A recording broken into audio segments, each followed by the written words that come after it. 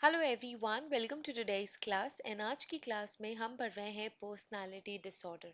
Okay, so personality disorder समझने से पहले हम इन दोनों वर्ड्स को अंडरस्टैंड करेंगे।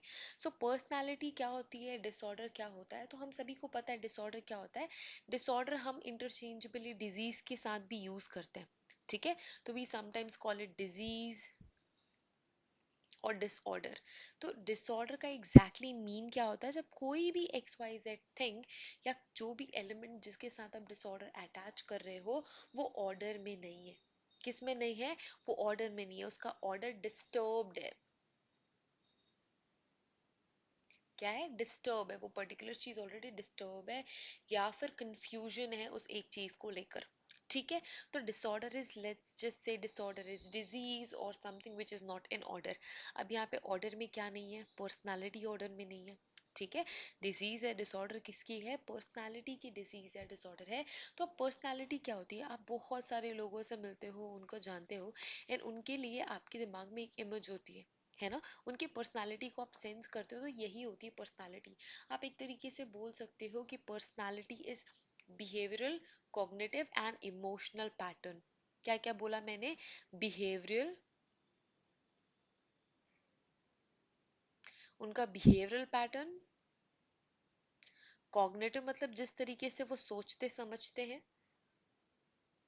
तो कॉग्निटिव पैटर्न हम किसी का कैसे समझ सकते हो? फॉर एग्जाम्पल, आपने अपने पापा को बोला कि आपको अपने फ्रेंड्स के साथ गोवा जाना है, तो आपको ऑलरेडी पता है आपके जो फादर है वो मना ही करेंगे, क्योंकि वो ये सोचते हैं कि सारे बच्चे इकट्ठे जाएंगे, अनसेफ है, कुछ ऐसी चीजें हो सकती है जिसको बच्चे हैंडल नहीं कर सकते, है ना। तो इस वजह से आपको पता है कि आपके जो पेरेंट है, मॉम या डैड है, वो आपको परमिशन नहीं देंगे। तो ये आपको पता है कि उनका कॉग्निटिव पैटर्न है, राइट। बिहेवियरल पैटर्न भी पता है कि वो किस तरीके से बिहेव करते हैं, किस तरीके से सोचते समझते हैं। And emotional pattern, emotional emotional pattern. तो ये सारे के सारे पैटर्न क्या बनाती है? पर्सनालिटी बनाती है। ऑफ कोर्स ये जो ऑफ कोर्स पर्सनालिटी है, डिसऑर्डर नहीं, जो पर्सनालिटी है वो बहुत सारे फैक्टर्स पे डिपेंड करता है। तो बायोलॉजिकल फैक्टर्स पे भी डिपेंड करेगा, इन्वायरमेंटल फैक्टर्स पे भी डिपेंड करेगा, और बहुत सारी चीज़ों से जुड़ा हुआ होगा। तो आज की क्लास में हम यही पढ़ने वाले हैं कि पर्सनालिटी डिसऑर्डर क्या है, पर्सनालिटी डिजीजेस क्या होती है। ओके, पर्सनालिटी क्लियर है, डिसऑर्डर क्लियर है। अब हम पढ़ लेते हैं कि और क्या इंपॉर्टेंट इन्फॉर्मेशन है पर्सनालिटी डिसऑर्डर से related. So personality disorder is a type of mental disorder. यहाँ पे क्या बोला गया है? It is a type of mental disorder. Personality disorder क्या है? पर्सनालिटी डिसऑर्डर को आप मेंटल डिसऑर्डर भी कह सकते हो, in which you have a rigid and unhealthy pattern. कैसा है? रिजिड मतलब बहुत ही ज्यादा अड़ियल, या फिर एक बहुत ही स्टिफ, या रिजिड, रिजिड किसे कह सकते हैं जो बहुत ही ज्यादा स्टिफ हो। ठीक है, अनहेल्दी पैटर्न ऑफ थिंकिंग।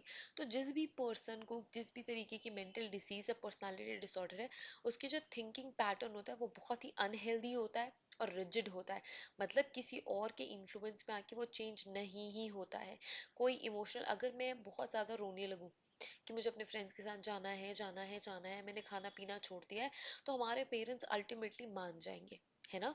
पर अगर किसी पर्सन को बहुत इश्यूज हैं अपने बिहेवियर्स को लेके, फॉर एग्जाम्पल अगर मैं रो रही हूँ, मैं जिद कर रही हूँ, तो मेरा बिहेवियर यहाँ पे रिजिड है। अगर मुझसे ज्यादा रिजिड मेरे पेरेंट्स है, तो फिर उनकी बात मानी जाएगी।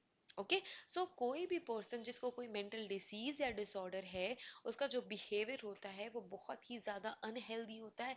उनका जो पैटर्न ऑफ थिंकिंग होता है वो बहुत ही ज्यादा रिजिड होता है, and they have different functioning and behaving. बहुत अलग तरीके से व्यवहार करते हैं, एंड उनका काम भी करने का तरीका बहुत अलग होता है। A person with a personality disorder has trouble perceiving and relating to situations and people.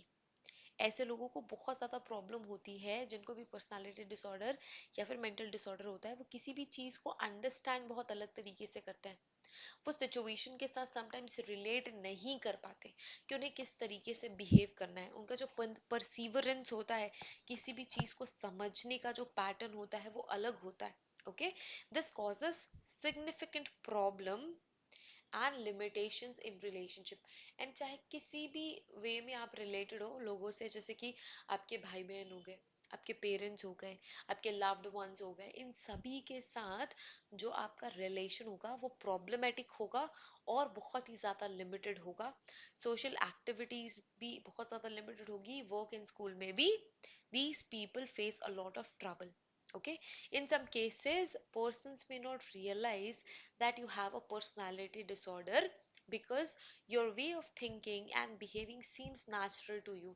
कभी कभी मुझे अगर for example if I am having some personality disorder, मुझे वो पता नहीं लगेगी, ठीक है, मेरी थिंकिंग अलग है, मेरा जो बिहेवियर है वो अलग है, बट मेरे लिए वो नेचुरल है, दूसरों को ये डिफरेंस फील हो पाएगा।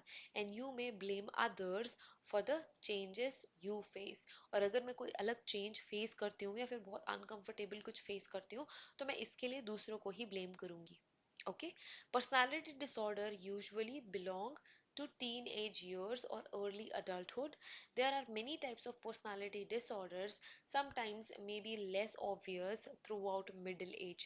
Usually teenage में personality disorder होने की chances सबसे ज़्यादा होते हैं and early adulthood में। ओके okay, ये हो कभी भी सकते हैं, किसी भी फेज में हो सकते हैं, बट जो हायर चांसेस हैं वो टीनेज एंड अर्ली अडल्टहुड में ही होते हैं। Okay okay?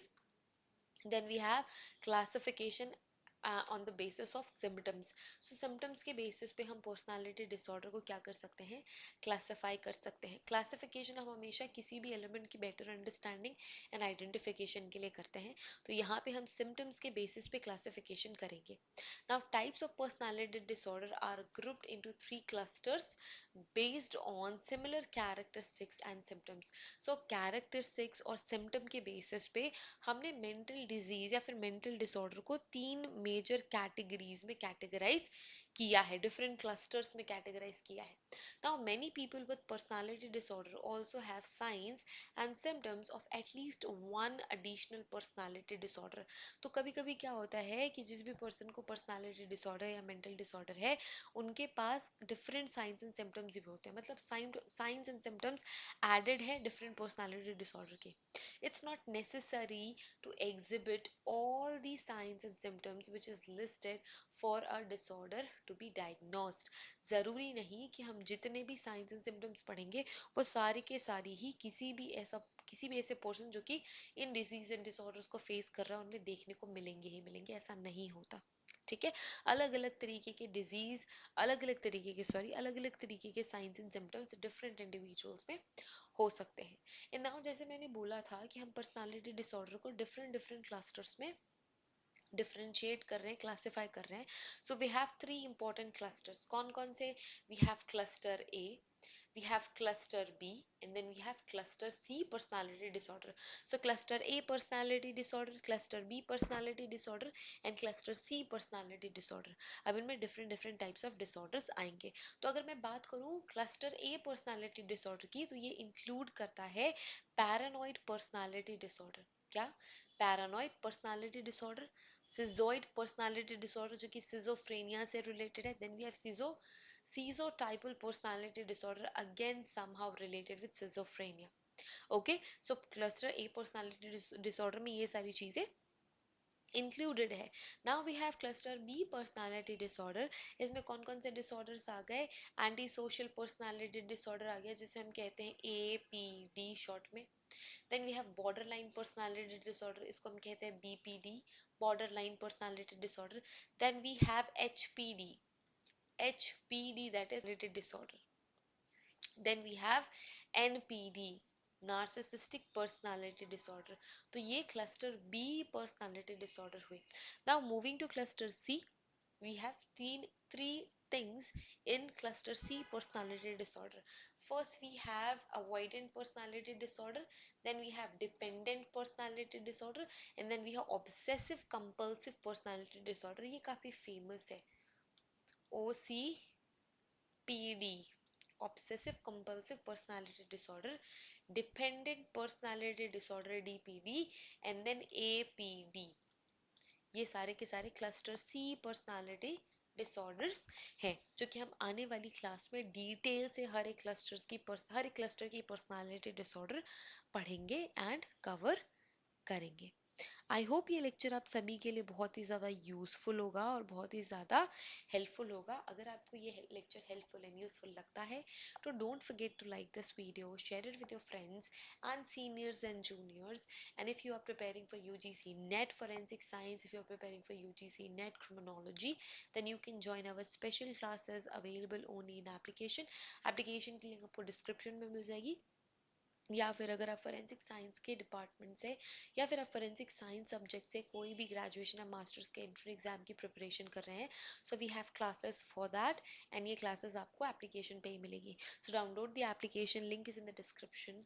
And if you want to join us and if you want to talk to us through WhatsApp support number is again given in the description box, so you can get in touch with me.